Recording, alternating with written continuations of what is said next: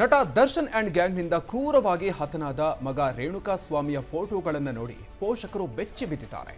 ಮಾಧ್ಯಮಗಳಲ್ಲಿ ಬಿತ್ತರವಾದ ಫೋಟೋಗಳು, ಅದರಲ್ಲಿ ಮಗ ಅನುಭವಿಸಿದ ನರಕವನ್ನು ಕಂಡ ರೇಣುಕಾ ಸ್ವಾಮಿ ತಂದೆ ತಾಯಿ ಗೋಳಾಡಿ ಆರೋಪಿಗಳಿಗೆ ಹಿಡಿ ಶಾಪ ಹಾಕಿದ್ದಾರೆ. ಮಗನ ಸ್ಥಿತಿ ಕಂಡು ತಾಯಿ ರತ್ನಪ್ರಭಾ ಕಣ್ಣೀರಿಟ್ಟಿದ್ದಾರೆ. ನನ್ನ ಮಗ ತಪ್ಪು ಮಾಡಿದ್ರೆ ಅವರು ನಮಗೆ ಹೇಳಬೇಕಾಗಿತ್ತು, ನಾವು ನಮ್ಮ ಮಗನಿಗೆ ಕೂರಿಸಿಕೊಂಡು ಬುದ್ಧಿವಾದ ಹೇಳ್ತಾ ಇದ್ವಿ ಅಂತ ಹೇಳ್ತಾರೆ. ಇನ್ನು ಆರೋಪಿಗಳಿಗೆ ಒಂಚೂರು ಕೂಡ ದಯೆಯೇ ಬರಲಿಲ್ವಾ?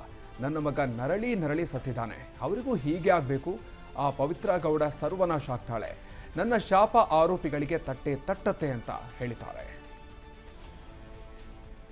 ನೋಡಿಲ್ಲ ಸರ್, ನನ್ನ ಮಗಳು ತೋರಿಸಿದ್ಲು, ಈಗ ನಾನು ನೋಡಲಿಲ್ಲ. ಅದನ್ನು ಬೇಡಮ್ಮ ನನಗೆ ತೋರಿಸ್ಬೇಡ ಅಂತ ಹೇಳಿದ್ದೀನಿ. ಅವಳು ತೋರಿಸಿದ್ಲು, ನಾನು ನೋಡಲಿಲ್ಲ. ಅವರೇ ಒಂದು ಕ್ಷಣ ಯೋಚನೆ ಮಾಡ್ಬೋದಾಗಿತ್ತಲ್ಲ ಸರ್. ನಾವು ಹಿಂಗೆ ಮಾಡಿದರೆ ಮುಂದೆ ಅವ್ನು ಸತ್ತರೆ ನಮ್ಮ ಮೇಲೆ ನಮಗೆ ಕೆಟ್ಟ ಹೆಸರು ಬರುತ್ತೆ ಅಂತ ಅವ್ರು ಯೋಚನೆ ಮಾಡ್ಬೋದಾಗಿತ್ತು. ಮಾಡಲಿಲ್ಲ. ಒಂದು ಕ್ಷಣ ಯೋಚನೆ ಮಾಡಿದ್ರು ಇಷ್ಟು ಹೋಗ್ತಿರ್ಲಿಲ್ಲ. ಅದು ಏನು ಮಾಡ ಕಳ್ಕೊಂಡಿದ್ದೀನಿ ಮಗನ್ನ, ಅನುಭವಿಸ್ಬೇಕಾಗಿದೆ, ಅನುಭವಿಸ್ತಾ.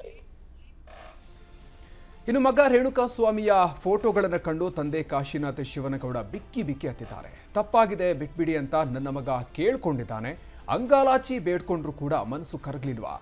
ನನ್ನ ಮಗನ ತಪ್ಪನ್ನ ನಾನು ಸಮರ್ಥನೆ ಮಾಡ್ಕೊಳ್ತಾ ಇಲ್ಲ, ತಪ್ಪು ಮಾಡಿದ್ರೆ ಪೊಲೀಸ್ ಕಂಪ್ಲೇಂಟ್ ಕೊಡಬೇಕಾಗಿತ್ತು, ಬುದ್ಧಿವಾದ ಹೇಳಿ ಹೊಡೆದು ಕಳಿಸ್ಬೇಕಾಗಿತ್ತು, ಬುದ್ಧಿ ಹೇಳಿ ಸುಮ್ಮನಾಗಿದ್ರೆ ದರ್ಶನ್ ದೇವರಾಗ್ತಾ ಇದ್ದ, ಈ ರೀತಿಯಾಗಿ ಹಲ್ಲೆ ಮಾಡಿ ಸಾಯಿಸಿದ್ದು ಸರಿಯಲ್ಲ ಅಂತ ಹೇಳಿದ್ದಾರೆ.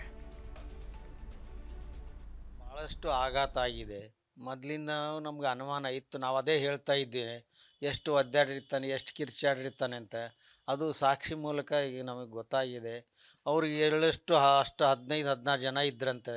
ಅವ್ರಿಗೊಬ್ಬರಿಗೂ ಮನುಷ್ಯತ್ವ ಮಾನವೀಯತೆ ಇರಲಿಲ್ವಾ? ಅವ್ರಿಗೆ ಅತ್ಯಂತ ಘೋರ ಶಿಕ್ಷೆ ಆಗ್ಬೇಕು, ಪ್ರತಿಯೊಬ್ಬರಿಗೂ ಆಗಬೇಕು. ಈ ನೋವಿನ ನೋವು ಅವರು ಅನುಭವಿಸ್ಬೇಕು, ಆ ರೀತಿ ಶಿಕ್ಷೆ ಆಗ್ಬೇಕಂತ ನಾನು ಬೇಡ್ಕೊಂತೀನಿ.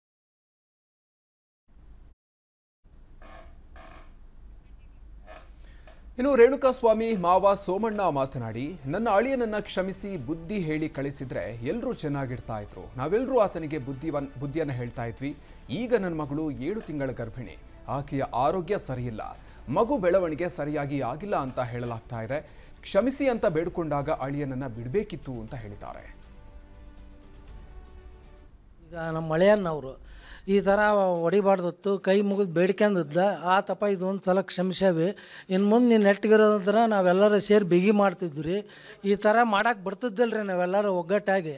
ಇದು ಗೊತ್ತಿಲ್ದಂಗಾಗಿ ಎಲ್ಲರಿಗೂ ಸಮಸ್ಯೆ ಆಗೈತೆ ರೀ. ಅನುಕ್ಷಣದ ಸುದ್ದಿಗಳಿಗಾಗಿ ವಿಸ್ತಾರ ನ್ಯೂಸ್ ಯೂಟ್ಯೂಬ್ ಚಾನೆಲ್ ಸಬ್ಸ್ಕ್ರೈಬ್ ಮಾಡಿ. ಹೊಸ ಸುದ್ದಿಗಳ ನೋಟಿಫಿಕೇಶನ್ಗಾಗಿ ಬೆಲ್ ಐಕಾನ್ ಕ್ಲಿಕ್ ಮಾಡಿ. ಲೇಟೆಸ್ಟ್ ಅಪ್ಡೇಟ್ಸ್ಗಾಗಿ www.vistaranews.com ವೆಬ್ಸೈಟ್ಗೆ ವಿಸಿಟ್ ಮಾಡಿ. ಅಂಗೈಯಲ್ಲೇ ಜಗತ್ತಿನ ಸುದ್ದಿ ತಿಳಿಯಲು ವಿಸ್ತಾರ ನ್ಯೂಸ್ ಕನ್ನಡ ಆಪ್ ಡೌನ್ಲೋಡ್ ಮಾಡಿ.